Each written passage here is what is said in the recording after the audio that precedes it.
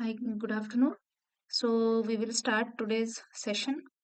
I think this will be a lighter session today, and the last session in the next Sunday it will be like summarizing the whole course content a little bit, and then we will look at more number of questions in the next Sunday, the last one. Okay. So I will just start sharing the screen.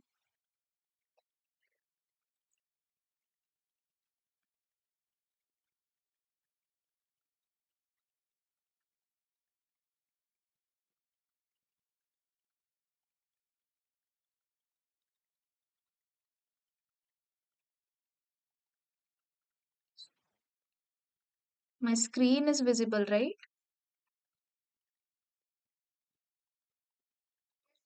Okay.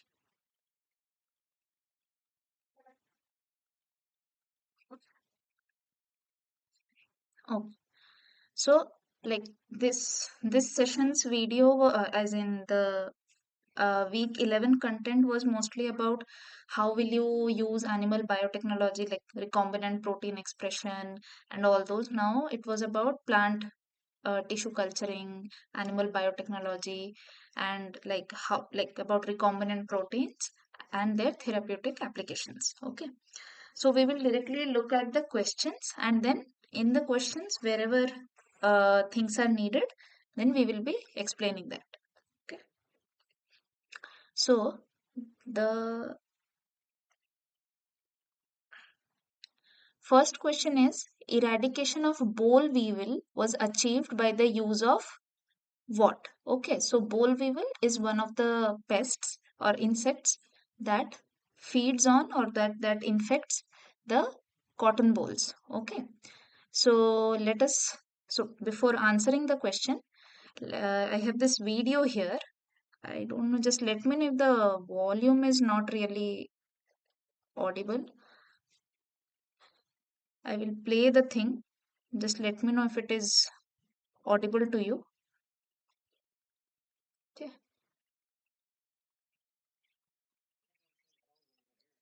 So this is the boll weevil that is being shown.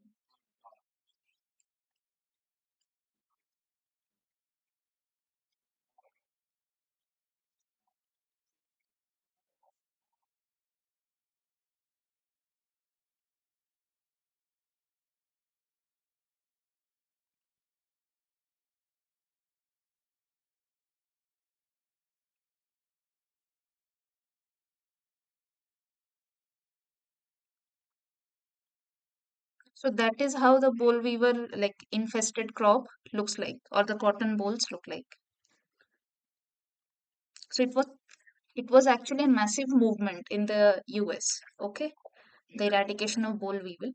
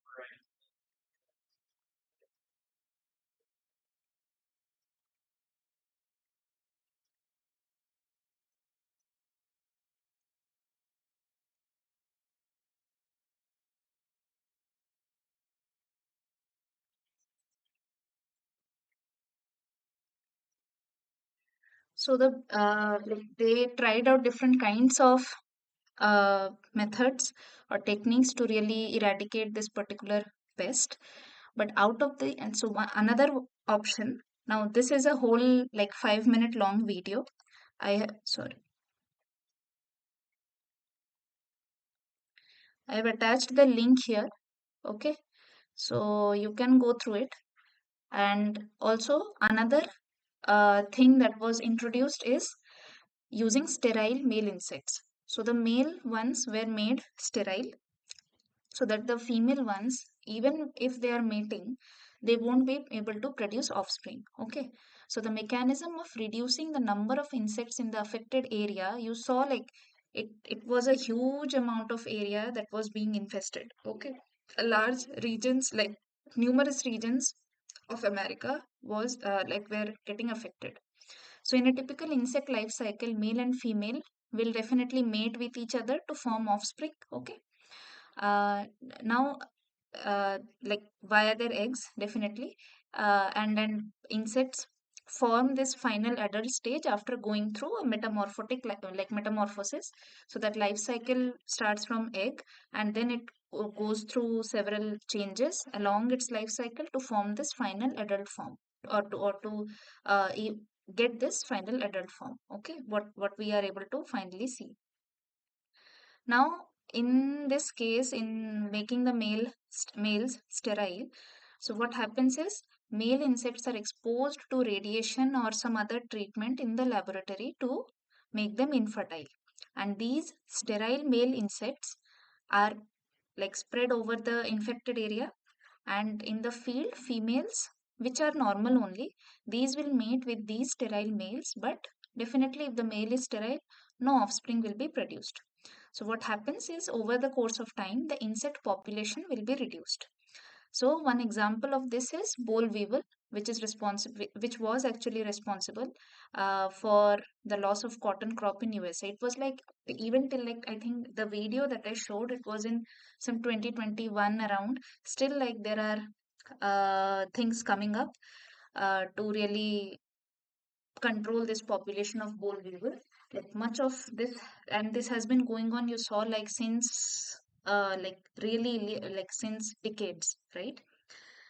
So anyways, the answer to this particular question, like eradication of boll weevil, was achieved by the use of, what will be the correct answer?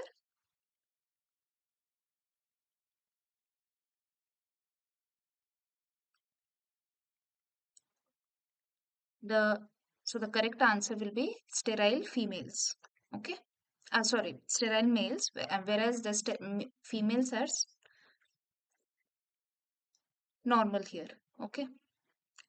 Also, but then when we are making females or males sterile, basically what the idea was to not let the pest, in this case the boll weevil, to produce offspring. Okay, but then eventually, like over the time, what also happens is sometimes these insects, suppose in case of mosquitoes or any other pest or insects, suppose spraying pesticide or insecticide will just kill the insect, or remove the insect from the population, but that particular insect might be a part of, there are so many ecological interactions taking place in the ecosystem, right? Like, or these particular insects might be a crucial part of a food web.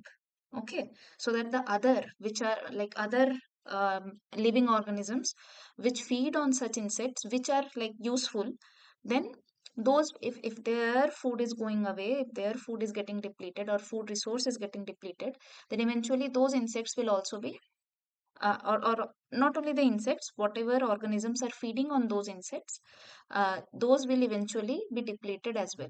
Okay, so that was the problem seen eventually when such kind of uh, treatments were used, wherein the pests or insects were controlled, like controlled in such a way that they are not able to give rise to the offspring. So if the offsprings are not there, then the population will eventually decline. Okay, so this is something which should be kept in mind when we are using, or when we are trying to like rather than eradicating completely, we need to come up with something such that the insect is also um, like alive, so that something that feeds on the insect which that particular living organism, suppose a bird, now that bird is really bird which is like really important for in general any kind of um, agricultural thing, or in general like that bird is a crucial system in the ecological interactions, then what will happen is that bird population will also be stabilized, or it will also be retained rather than getting depleted along with its prey's population. Okay. Now, a superior breed of female is known as. Before going here, in animal biotechnology, let us just look at what happens. Superior female breeds refer to those that possess desirable traits like high fertility, disease resistance, improved productivity. In case of females, it will be like milk. In many cases, in case of males also, the meat should be good and all like that. The eggs should be good, the wool produced should be good, okay, and genetic qualities beneficial for selective breeding programs. These breeds are often targeted for advanced reproductive technologies, genetic engineering, and other biotechnological applications. So, in terms of the like there are certain general terms in animal biotech. One is like broodstock, which is commonly used across species to refer to high quality females or male animals used for breeding, particularly in aquaculture, poultry, and livestock. And there's another term called foundation female, uh, a female whose offspring form the genetic basis of a breeding program, okay, applicable across many different species. And there is one elite breeder. It refers to females in the top tier breeding programs, often used for animals with exceptional reproductive performance and genetic traits. Okay, so now there are in general like across different kinds of species, suppose goat, rabbit, horses, etc. Like how we identify human male and female as suppose mother and father, right? So the mother of a particular species, they are given certain names. Father of a particular species is given certain name. Okay. Now, this is just an example of how different, like what are the different male, like female breed, like superior female breeds found in each species. So in cattle, you have dams, elite cows, foundation cow. In case of sheep, you have doe or nanny goat. In case of goats, in case of pigs, you have sow. In horses, you have mare and elite mare. In case of chickens, ducks, etc., you have layer hens. Okay, having high egg laying capacity, and there are breeding hens, which are also like which are selected for both meat as well as egg production. Then, in case of aquaculture, also in case of fishes and shrimps, the superior female fish or shrimp is used for producing high quality offspring. Okay, then there are camels, alpacas, and llamas, where dam this term is used for the superior female species like breed. In case of rabbits, again doe is used. In case of buffalo, you also have elite buffalo cows. So these are some of the examples, and in most of the cases, the word dam is used for referring to a superior female breed. Okay, so like the answer will be a superior breed of female is known as option B, dam. Okay, and you this sire, this is used for the male counterpart. Okay, now the Bt toxin is an insecticidal toxin obtained from which of the following species? Uh, can anyone guess the answer? Or I think might be familiar with the species. Yes, yes, good. So this is Bacillus thuringiensis. Okay. So now, like this, what happens is, what in general the principle what happens here is, uh, you basically, if this particular Bacillus thuringiensis will infest, uh, like sorry, whenever a crop, like whenever an insect is infesting or feeding on a crop plant, then what happens is this particular bacteria releases a certain toxin which is harmful for the insect. Okay. So what happens is a genetically altered crop is produced to develop resistance against insects. What happens? You genetically modify the plant which expresses a toxin like an insecticide to kill the insects, but it will be safe for human consumption. The crop plant will be ultimately consumed by humans, right? Now, this particular bacteria secretes an insecticidal toxin, and spraying this particular toxin uh, to control the insect population was earlier used. Now, what happened? Like now, the recombinant this particular gene was introduced, thereby producing the transgenic crop plant. Okay, now the plant itself will be expressing this particular toxin in their cells. Okay, and now when the insects, so again, this when this toxin was being like sprayed, so then it was like it was killing all the insects over there. Now, this at this particular point of time, if the transgenic plant is itself using like secreting this particular toxin, then only those insects which are feeding on the plants will be eventually killed, okay, or wiped out. So when the particular insect feeds on the plant, the toxin reaches to the stomach and causes internal bleeding to kill the insect. Okay. Now, again, the thing is when like only when it is feeding on the plant, then only the insect is getting killed.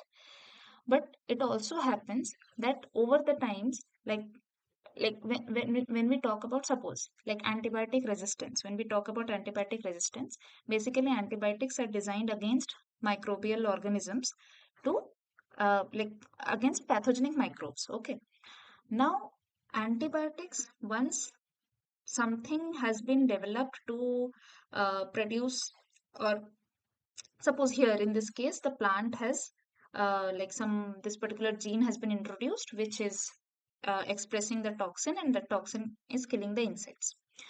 Now what also happens over the time, that the particular uh, predator, suppose a predator, or in case of when I was giving the example of antibiotic resistance, so the microbes eventually come up with counter attacks, okay, or counter mechanisms to evade the effect of antibiotics. Okay, so they also evolve because they also need to survive, right? So this kind of, so every time, and microbes are like, because of their division, like rapid division time and all those things that are actually to their advantage, it also happens that it is dividing at a rapid rate and coming up with counter mechanisms to really counter the effect of antibiotics. So every time this like antibiotic resistance is really on a rise, and that's why every time new drug has to be like designed or tested or experimented upon to check like how can you really affect or kill or maybe attenuate the effect of that particular pathogenic microbe. Okay, so this is something that also has to be kept in mind when we are like genetic trying to come up with things to counter the effect of any pathogenic organism, insecti like pest pests, or any such like in this case these are like insects or pests. Okay, so these things also have to be taken into account eventually. Once it will be very effective, but over the time the insects can might also come up with resistance or counter mechanisms to save them from the toxin. Okay, so yeah, but now for now the answer to this question will be Bacillus thuringiensis. Okay, now glyphosate interferes with the biosynthesis of. Now, again, because this is in context of um, like eradicating crop pests or insects, okay. So it also happens here is that this particular chemical is usually used to interfere with the biosynthesis of aromatic amino acids, okay. So can you tell that out of these, which is the aromatic amino acid? Aromatic means having a benzene ring, okay, or to it.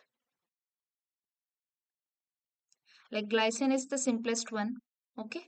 Lysine is a positively charged amino acid.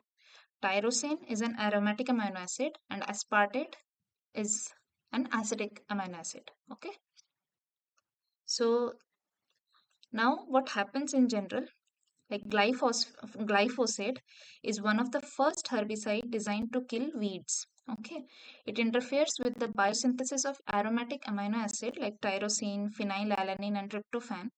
And what it actually does, glyphosate will inhibit this particular enzyme, EPSP, okay. uh, how? So this EPSP enzyme actually catalyzes the conversion of shikimate 3 phosphate to EPSP. Okay. Now, what happens is mm, if this particular herbicide is applied to the plant, what happens? The treated plant cannot is not able to produce these amino acids, these aromatic ones, as well as the protein needed, and therefore it will die. Okay. So if amino acids, the required amino acids are not there, then eventually if amino acid is not there, then it will hamper with the production of the protein eventually, and so the plant will not be able to thrive, okay, basically weeds. There are two approaches adopted to develop herbicide resistance to a crop plant. So one is the genetically modified crop plant is designed with an alternate pathway to supply the aromatic amino acid to compensate the inhibition of EPSP, okay. And few bacterial also, like this is one way, and another way is few bacterial strains use an alternate form of EPSP. One is to supply aromatic amino acid from an like via an alternate pathway, okay. uh, and other is uh, like using an alternate form of EPSP that is resistant to the glyphosate inhibition. Okay. Now the modified version of EPSP gene has been isolated from this particular bacterial strains, which is resistant to glyphosate inhibition. Okay. So now this was cloned into the crop plant of this particular crop plant, and this was this gene which is resistant to the glyphosate inhibition. This was isolated from this particular strain of bacteria, and the crop this was cloned into the crop plant was made transgenic, and it provided herbicide resistance. So this particular technique has been applied to like soy, maize, sorghum, canola, and cotton. Okay.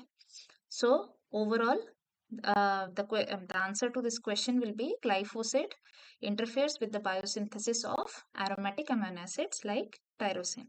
Okay. So, like in case of when we talk about when we talk about amino acids, then amino acids, as we know that they are grouped into different based on the side chain, type of side chain or type of functional group attached.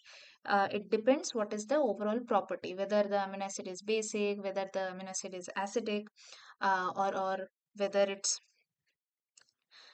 like like what type of group it has, and based on the type of the side chain as well as the functional group attached, it also depends, it also affects how the chain formation of amino acids will chain formation or protein like peptide formation or polypeptide chain formation will be affected with the type of amino acid residue that is there inside, okay. Like suppose if glycine is there, if um, proline is there, okay. So due to the lack of like a particular functional group or free R group in case of proline, and having, whereas glycine has only H group, right? Like there is CH, NH2, COH, and then another function in the like in the case of functional group, it only has an H atom, glycine. So what will happen is these two are, because of the presence of these two types of um, like side chain, what happens is these are also called chain breakers kind of. Okay, chain breakers as in case of polypeptides, or these produce like whenever proline is there, it will produce a kink in the chain. Okay, so these are some of the things that can be kept in mind, okay, while studying about amino acids. Okay, so the answer will be tyrosine. Now, so the glyphosate herbicide is an inhibitor of which of the following enzyme we just saw in the previous slide?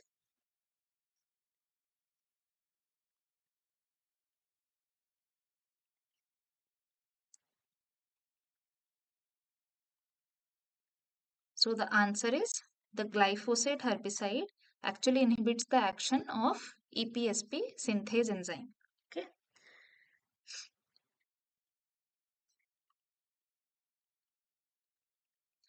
Now, again, due to like the various types of transgenic plants have been created and are still being created to which are resistant to the specific type of diseases these plants like have to encounter, or type of pesticides, pests or insects these have to deal with. So the or any kind of viruses also. So this Bell Boy F1 is a pepper variety that is resistant to which of the following like viruses. So this is actually the overall list wherein the crop variety has been listed here. Okay, and the different types of like the crops, different crops have been listed here and the varieties are listed here. And suppose in case of cabbage, there is this stonehead F1 which is actually resistant to mildew. Okay, then in case of peas there is ambassador which is again resistant to, which has been developed in such a way like or have been made transgenic such that these are resistant to the powdery mildew and fusarium wilt. Okay, so in case of bell pepper, bell boy F1, see, you have boy F1 variety of pepper which is resistant to mosaic virus. Okay. So the option in this case will be D, mosaic virus. Okay. Now, a totipotent part of the plant that can be used to generate the whole plant is called what? Okay. Now we will look at what is meant by totipotency and what is an explant, what is a callus. Okay. So in general, what happens is whenever you want to generate a plant, okay, culture a plant, what happens is suppose we are considering the case of a carrot. Now you take the root of the carrot plant, okay, and then this is the transverse section of the root.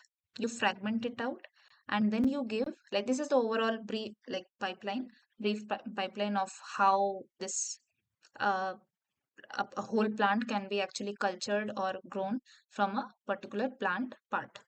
Okay, so what happens is you fragment it and then let those particular fragments grow in an appropriate nutrient medium.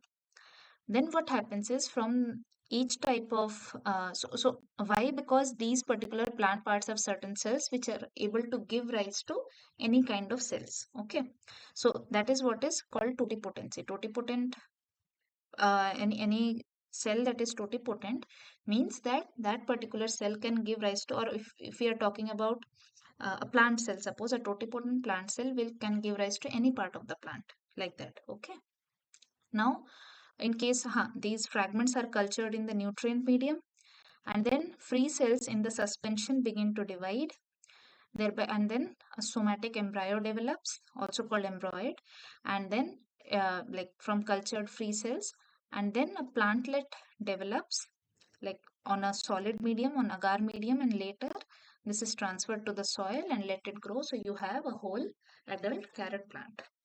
Okay, now what happens is also like plant cell is in suspension culture. Okay, from a callus.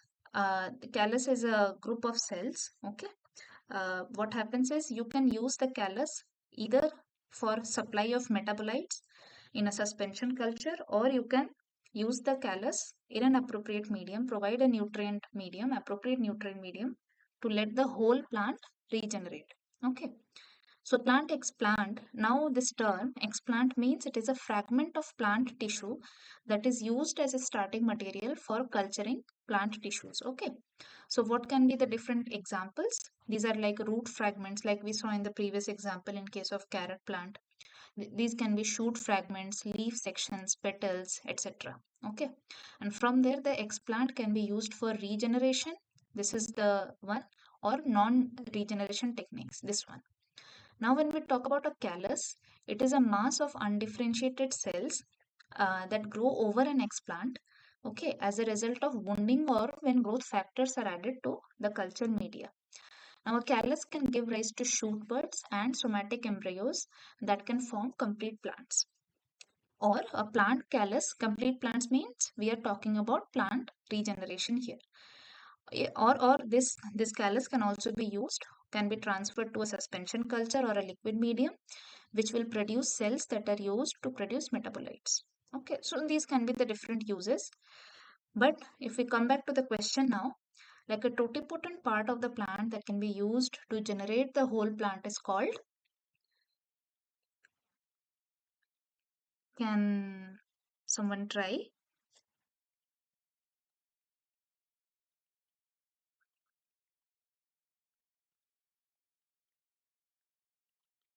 So the answer will be explant. Okay, because callus is a mass of undifferentiated cell that will eventually give rise to the whole thing, but it grows on the explant. That is the fragment which is first used to let the cells divide. Okay. Now, the standard temperature and pressure in a standard autoclave should be dash and dash. Now, does anyone remember what autoclaving does, or why do we autoclave things?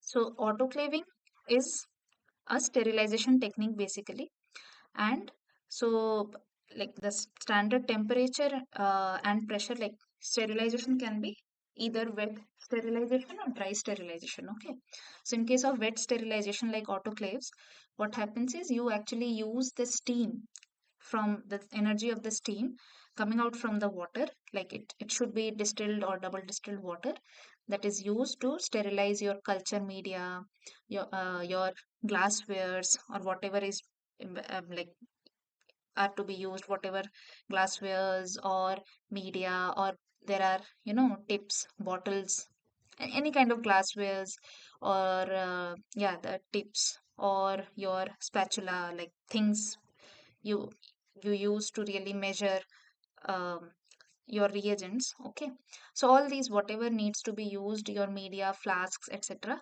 all these are autoclaved using water, using the steam energy coming out of water at like really high temperature of 121 degrees Celsius and high pressure of 15 pascals. Okay, and also there's dry sterilization, wherein it, like for dry sterilization technique, either the autoclaved ones which have been wet sterilized, you have to dry the things also. Okay, all those stuffs that have been autoclaved, whether it's reagent, whether it's glasswares, okay, all these have to be dried properly. So for that ovens are used.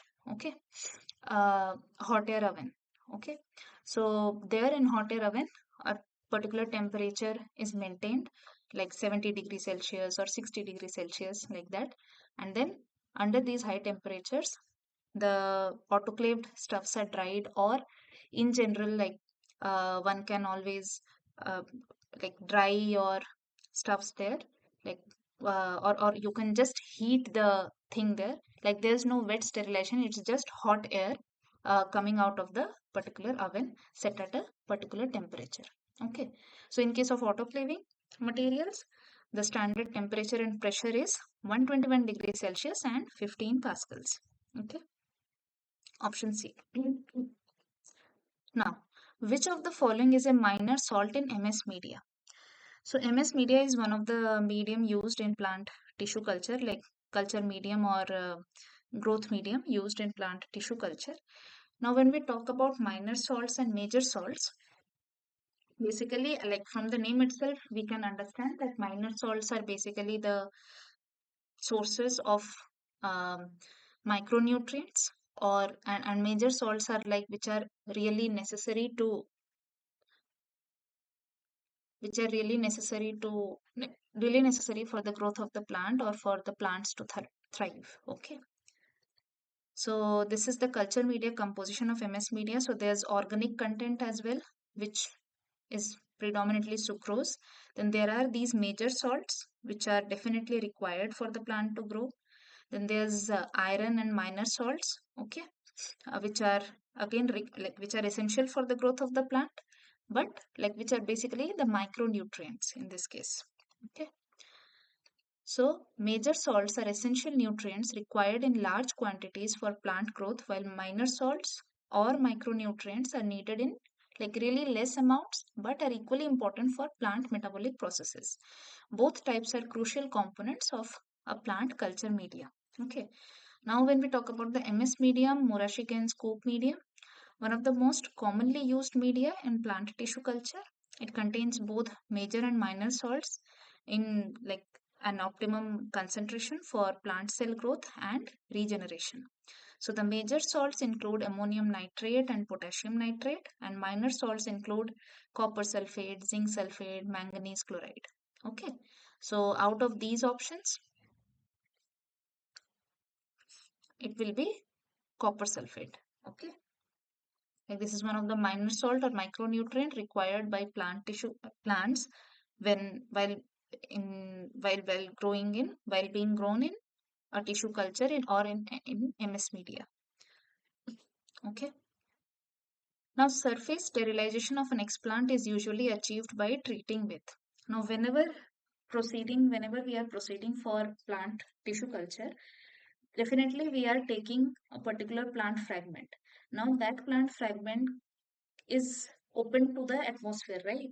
So it should where the first thing to be done is it should be cleaned like really properly and sterilized, so that we want to just culture the plant, not the microbes attached with it.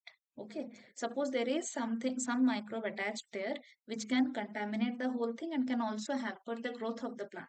Okay, so we have to sterilize the whole fragment that has been taken for tissue culture, as well as not only the fragment, the whole like in general the workbench and everything that we have discussed earlier also, that also needs to be sterilized properly and cleaned properly. So what happens is, for surface sterilization of the explant, in the example the leaf has been taken, which will eventually give rise to the whole plant. Leaf as an explant, and which is now for sterilization, what happens is this particular tween 20 detergent is used. This is a detergent that is used to uh, sterilize the plant surface, like fragment surface, and then it is washed with sterile distilled water.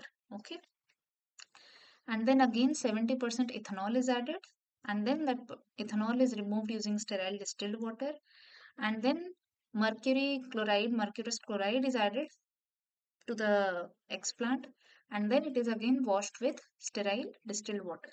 Okay, so HgCl2 has been found to be mostly whenever HgCl2 sterilization has been applied, the recovery or the growth of the plant has been something around, I think, 85%. Like it like gave a major boost to the overall culture. Okay, so yes, so when we talk about the surface sterilization, out of these, 2 in 20 will be the answer. Okay, this is the detergent that is used for surface sterilization of a plant fragment during plant tissue culture. Okay, answer is 2 in 20. Now, which of the following is a disadvantage of artificial insemination? Before that, let us look at what exactly artificial insemination is. This is something I think all of you will be aware from the school days. So the overall process involves the introduction of a male sperm into the reproductive tract of the female animal, but artificially. And the availability of superior breed animal is due to artificial insemination. What exactly is done here? The semen from the male is collected, like a superior male is collected in a test tube, and quality of the like what exactly determines the a good quality semen will be like motility and the number. It is checked through a microscopic observation. Okay, then it is mixed with extenders like milk, yolk, glycerin, and antibiotics, and stored in liquid nitrogen for future use. Now, it is important to study the estrous cycle of the female to know the exact time of ovulation. Definitely, if the semen or the sperm has to be injected into the female artificially, then it should be during when the reproductive cycle of the like, especially when the ovulation is going to be there, right?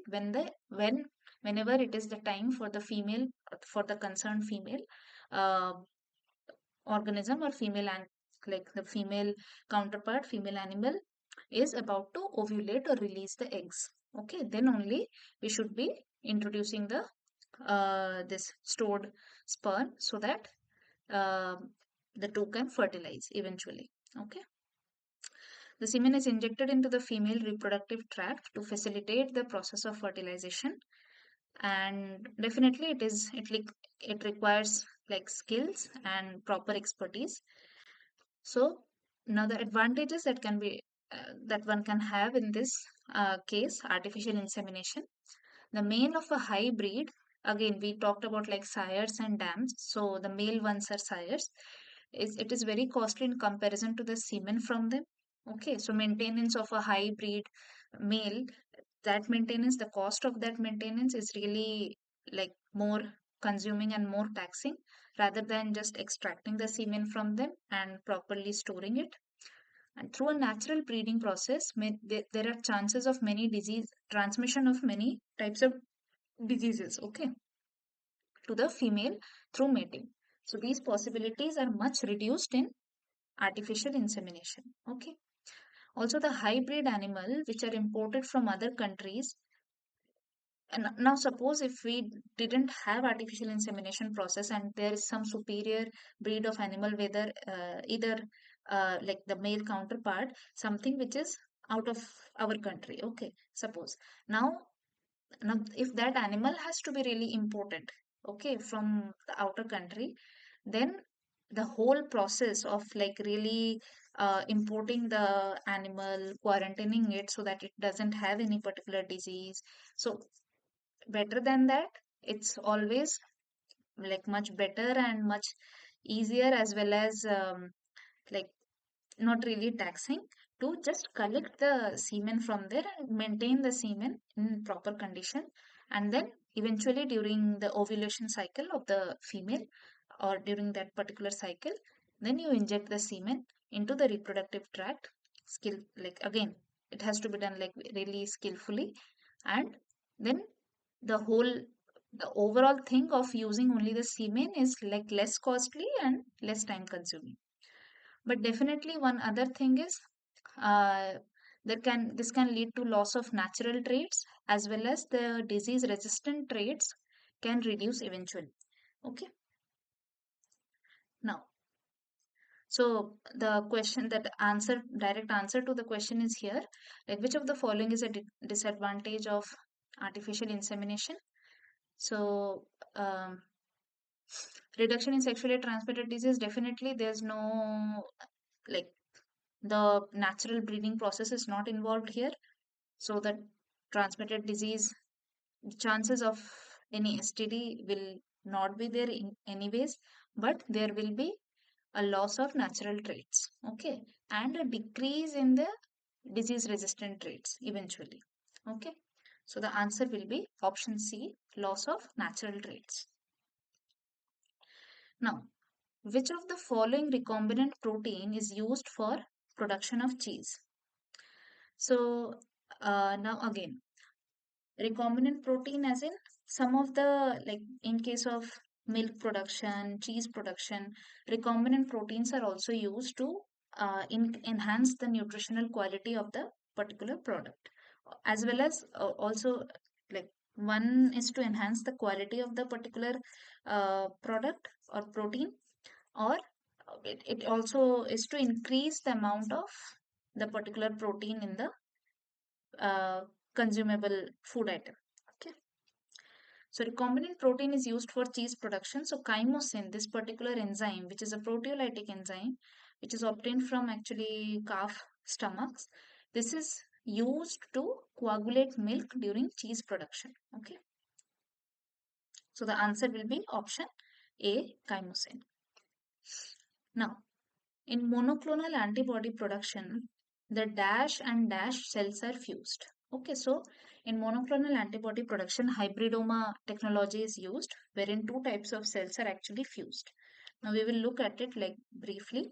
What actually happens is B cell producing antibodies and myeloma cells, which are actually tumor cells, these are fused, and these cells so fused. So like some cells won't be having both the um, cell properties or nuclei, but the fused cells will be there. Now there is this selection medium called HET medium, which will only let the fused cells grow.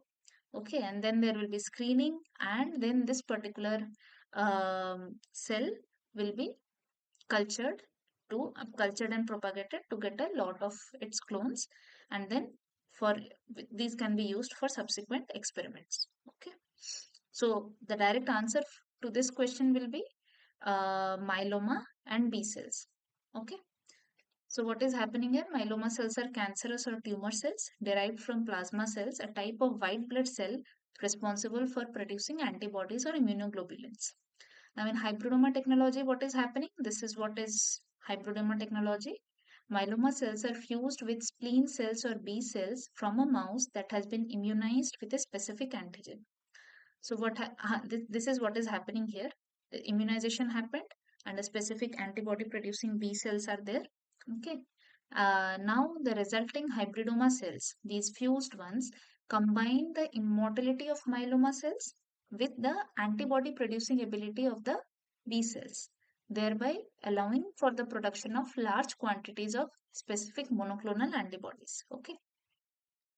Then you select the hybridomas once the hybrid cells are created, and like hybridomas are selected which produce the desired antibody, and this can be cultured indefinitely. Okay, produce the desired antibody. This particular property is coming from the B cells, and uh, it can be cultured indefinitely. This property is coming from the myeloma cells. Okay, so the answer will be option A, myeloma and B cells. Now, in hemophilia, which of the following component is in deficit? Okay. Yeah. What happens is um, there is a cascade during blood clot formation. Okay. So that particular cascade is hampered in case of hemophilia. So in case of hemophilia, this particular factor, okay, blood clotting factor, is not really functional. So what happens here is, see, in a normal individual, blood loss from a damaged blood vessel is prevented by the formation of a clot. Okay, clotting is a series of reaction involving different factors, and factor 8 is deficient in blood bleeding disorders such as hemophilia. And this particular recombinant factor 8 is supplied to remove the disease, to improve the diseased or disease condition, or like um, improve the disease condition in the affected individuals. Okay, so the answer will be factor 8. Now see here again, like there are so many different therapeutic recombinant proteins. Okay, like there is this list here, and there's like recombinant chymosin. We talked about its role in cheese production. So chymosin is required for manufacturing cheese. Okay, um, a non-pathogenic E. coli strain K12 is used for large-scale production, and the recombinant enzyme is safe to use, less costly, and available in abundance. And there's recombinant human growth hormone HGH. It is also produced by the pituitary gland, and hormone is required to support growth and development of humans. Recombinant Growth hormone is again cheap and safe to use for therapeutic applications. And then we talked about this blood clotting factor and its effect on like recombinant blood clotting factor that is used in case of hemophilia. Okay, so that was it for today's session. The next one, we will look at few of the questions, and we will also look at like what I was talking about, how to do like blast sequencing, how to find similar protein sequences. Now when you are moving towards chromatographic techniques, now you should be, chromatographic techniques are divided based on what is the isoelectric point of the protein. Now where will you really get the isoelectric point of your protein, right? So based on the amino acid sequence, there are like bioinformatic tools to get an idea about the therapeutic isoelectric point of the like peptide sequence that you have provided. So you basically provide the amino acid sequence of your protein, and you will get the PI, and there are like whether how much stable or unstable your protein is, what is the absorption coefficient at two proteins absorb at, like show their absorbance at 280 nanometers, right? And that is primarily due to the aromatic amino acids. Maximum absorption at 280 nanometers is given by tryptophan, and then there's tyrosine and phenylalanine also. Okay, so we will look at all these in the last like last session. So that's it for today. Thank you for joining.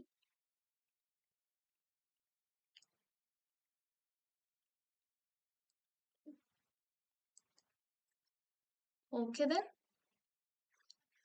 we'll see you the next Sunday. Thank you so much for joining.